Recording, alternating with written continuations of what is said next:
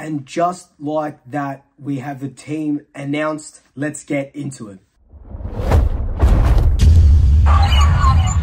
So, we've got the team announced for the first qualifying final against Melbourne tomorrow. Coming into the team, no real surprises here. Darcy Moore, captain, obviously, the best defender, or one of the best defenders in the league. Coming off that hamstring injury. Nathan Murphy, coming off that sort of lower back, corky hamstring sort of injury. And then Bo coming off that suspension that he copped the week before Essendon against Brisbane. So 3 huge ins, 2 defenders, and they've got Bo on the team sheet as a rover. So they're going to chuck him into the middle, chuck that sort of beast, that energy, that tackling pressure straight into the middle. Kind of like, maybe like a Jack Viney type, what he sort of will do, like a Libba type. So I absolutely love that. With that as well is on the team sheet, they've got DeGoey starting in the forward pocket. Finals DeGoey is different. I assume that maybe him and DeGoey and Bo are sort of switching. Maybe Bo not that deep, but Bo on that sort of half forward line. But yeah, it looks like they're starting Bo off in the middle with the first hit, with the first bounce, and make a bit of a statement, which is beautiful. It's what we exactly need. Because we have been lacking a little bit contested possession-wise and stuff like that. So that will help. Darcy Moore and Nathan Murphy go down the back, generals down the back as they do. They've got Pendle starting at halfback there as well. Coming out of the team, though, Frampton, we thought as soon as Moore comes into the team, Frampton was going out. A loyal servant. I love everything that Frampton does. Just a little bit unlucky. McRae, who was the sub last week, he doesn't get his chance again. Again, you kind of saw that happening.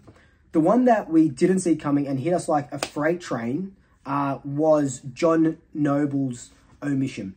Noble has played 83 games in a row since about 2020, pretty much since he started. Got off that mid-season draft, you know. Hasn't really put a foot wrong this year. Has probably been in one of our, you know, probably top 10 players for the club this year. Hasn't put a foot wrong.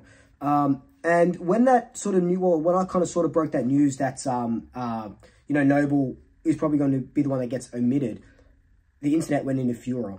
It was, furor? Everyone was just like, why Noble? We're throwing the game.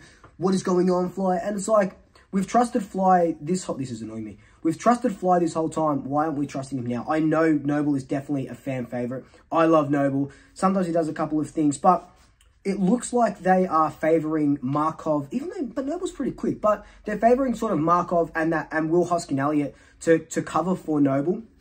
And, you know, every sort of year there is a bit of a hard luck story in finals, mainly grand finals, but this year happens to be the qualifying final where John Noble doesn't make it.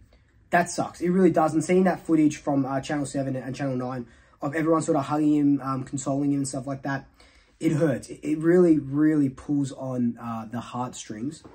But on the flip side to that, can we just talk about the meteoric rise of Oleg Markov, right? There was a lot of people who said Markov was probably going to be the unlucky one, the ones that are going to be dropped.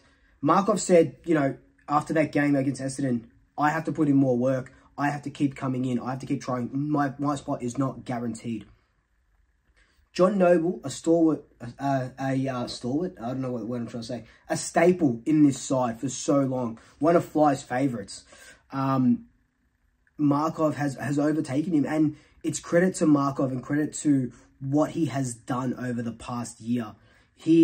Obviously, we know Markov's story. He got passed on by Collingwood, went to train with Carlton for a day. Collingwood called him up because of Charlie Dean's injury. Everything happens for a reason.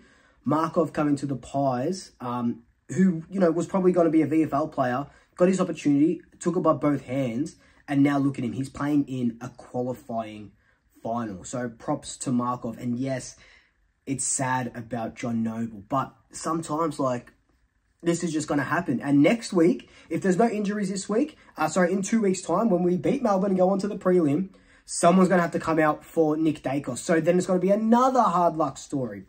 Also, what I should mention is Jack Ginnivan is the sub. So Guinea will be a bit of the super sub, which I don't mind. I thought he would have started on the field. He played really well against Essendon, especially that first quarter. Really got us up and going. Maybe I would have thought Bobby Hill would be that that sort of super sub, but looks like they want Bobby's energy and his pace, especially when the ball hits the deck, because we're going with, you know, a big, tall group. Cox and Cameron are both playing. So we're going a bit tall on a wet and miserable sort of day. So they want to get, you know, the fall to the ball. Ginnivan isn't that quick. Bobby Hill is quicker. So you would think that's the reasoning why there. Again, John Noble, it sucks, but it is what it is. And props to Markov. What do I rate this team going into the qualifying final tomorrow?